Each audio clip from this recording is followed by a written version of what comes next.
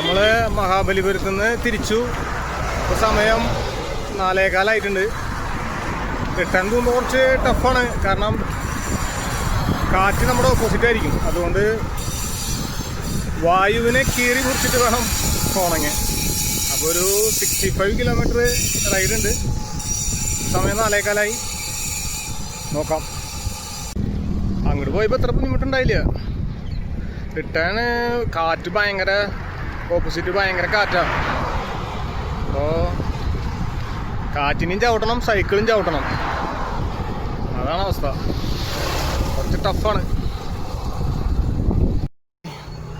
അങ്ങനെ ride complete ചെയ്തു. 130 kilometre. ഇപ്പോൾ സമയം 9:30 തിരിച്ചു വരുമ്പോൾ അല്പം സമയം കൂടുതലെടുത്തിട്ടുണ്ട്. കുറച്ച് ടഫായിരുന്നു തിരിച്ചു വരുമ്പോഴുള്ളത്. അതിന് കുഴപ്പമില്ല, കംപ്ലീറ്റ് ചെയ്യാൻ പറ്റി. ഇടയിൽ ചെറുതായിട്ട് മഴ കിട്ടി, എന്നാലും കംപ്ലീറ്റ് ചെയ്തു. Okay, by.